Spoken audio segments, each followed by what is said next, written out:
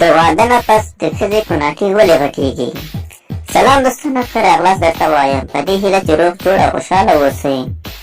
دوستانو، د 75% د ښځو سره دا مسله وي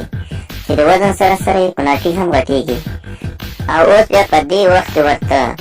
ډېر پرکشش او زړه راښکونکي وایي، خو دا ورته معلومه نه وي چې په مېرمنو کې دا له یو خاص بیماري له وجې ده. په اول کې خو څو کاله کوم نقصان نه لري، خو چې عمر په زیاتېدو شي او ځواني په ختمېدو شي نو دا بیا خپل رنګ راوړي او وزن نور هم زیاتېږي، چې بیا به پښو کې همیشه درد وي او رنونو کې بیخي کمزوري کېږي او د مشکلاتو له امله په لاره هم نشي تللی،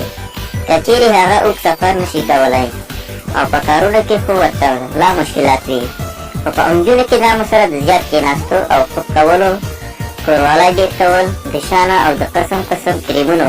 په کوناټیو استعمال کول دي، ځکه د دې په واسطه د کوناټیو چې کوم د پوستکي سوري وي هغه بند شي او بیا مشکل ده چې دا خبره کنټرول شي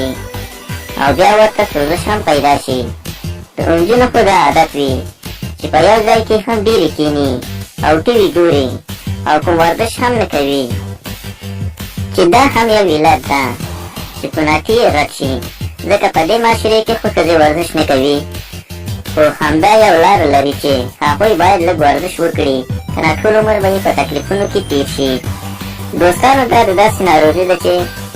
یو ځل پرې اخته شوي نو بیا پرې ځان نشي خلاصولی. کوشش دې وشي چې داسې خوراکونه هم وخوړل شي چې په وزن زیاتېدو کې مرسته نه کوي. نو هیله ده چې ویډیو مو خوښه شوې وي نو لایک یې کړئ او له نورو دوستانو سره یې هم شریکه کړئ.